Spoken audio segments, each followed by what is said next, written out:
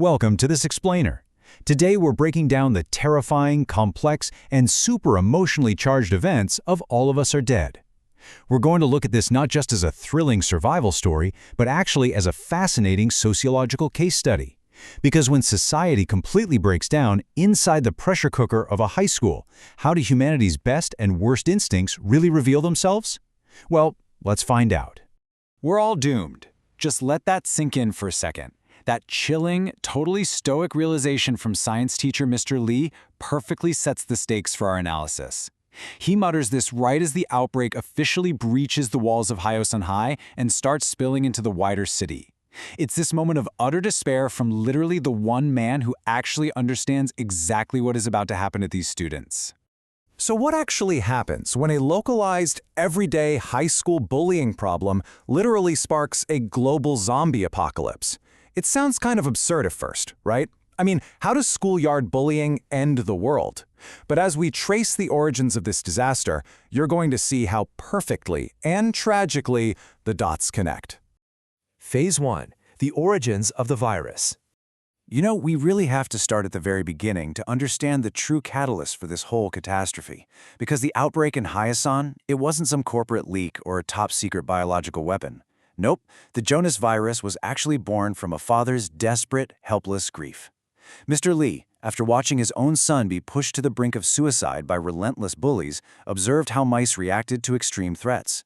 Synthesizing that biological response, he basically created a hormone meant to replace cowering fear with this merciless, infectious rage. He just wanted his son to be a survivor, but instead, he inadvertently created a monster. Phase 2. Ground Zero at Hyosun High. Now, a virus is really only as dangerous as its ability to spread, and a crowded high school is pretty much the absolute perfect incubator. The exponential growth here is just terrifying. It starts incredibly small, right? A curious student gets bitten by a lab hamster. But from there, patient zero bites the school nurse, and within a matter of hours, literally hours, we go from a quiet science lab to absolute mayhem in the cafeteria and the hallways. It is a textbook lesson in unchecked viral multiplication. Phase 3. Survival, trust, and betrayal. Locked inside their classrooms, this massive pressure cooker environment puts the students' resourcefulness to the absolute ultimate test. I mean, they had to rely on these incredible MacGyver-esque survival strategies just to stay alive. They're building massive barricades out of gym equipment, tying fire hoses together to rappel down the side of the building, and flying a drone to scout for survivors. And maybe most impressively of all, taking a cue from one student's firefighter dad, they managed to build a functioning, sanitary DIY toilet from scratch right inside a recording studio. Honestly, they deserve an A+ in engineering for that one alone. But extreme survival pressure warps human behavior in some drastically different ways. On one hand, we see incredible teamwork, with students constantly putting their own lives on the line for each other.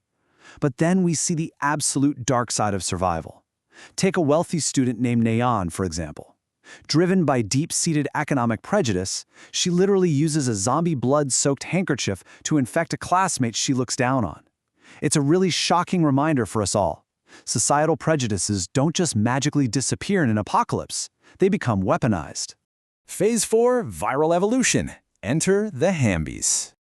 So just when these kids think they've got the rules of survival figured out, aim for the neck, stay totally quiet, the virus throws them a massive evolutionary curveball. Enter the Hambies. These are half-zombies who are fully asymptomatic but actually retain their human consciousness. And what makes them so fascinating is that their new super strength is fueled entirely by their strongest pre-infection human motivations. The relentless bully Guinam, he's powered by pure vengeance. Eunji is driven by shame and this intense desire to destroy the school. Meanwhile, the class president Namra uses her new abilities to protect her peers, driven by her newfound sense of friendship. The virus literally just amplifies exactly who they already were. Phase 5. The macro response, failure of authorities.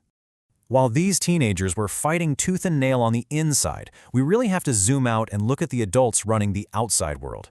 It is a pretty grim reality that while students kept sacrificing themselves for one another, like Chung San staying behind to fight off a zombie so his friends could escape, the authorities consistently failed them. When the military finally sent helicopters, they prioritized VIPs, like a local assemblywoman. And later, they actually abandoned the surviving students on the school rooftop the very moment they discovered the existence of asymptomatic carriers.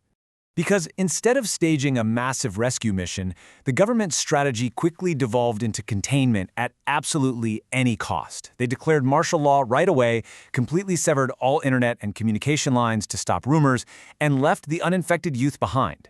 The macro response completely transformed from an effort to save lives into this cold, calculated mathematical equation of quarantine.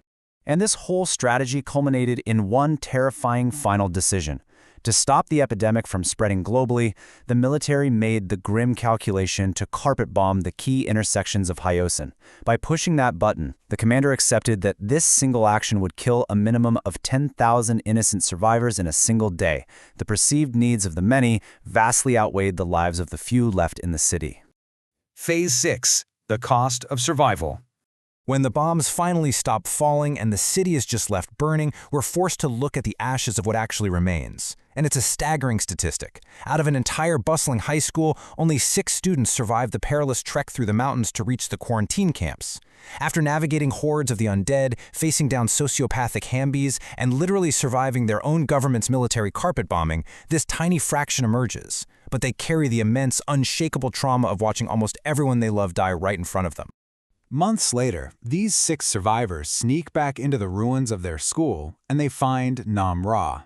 She has fully embraced her new existence as a Hambi, and right before leaping off the roof, she cryptically states that they're back, heavily hinting at a much larger society of half-zombies living secretly out in the ruins. So this leaves us with a massive question to ponder. Is the bombing of Hyosin the end of the Jonas virus? Or are the Hambies the terrifying beginning of a brand new species? It's a thought that completely reframes everything we've just learned. Thank you so much for joining me for this explainer, and I hope this breakdown has given you a whole new perspective on the anatomy of this terrifying outbreak. Catch you next time.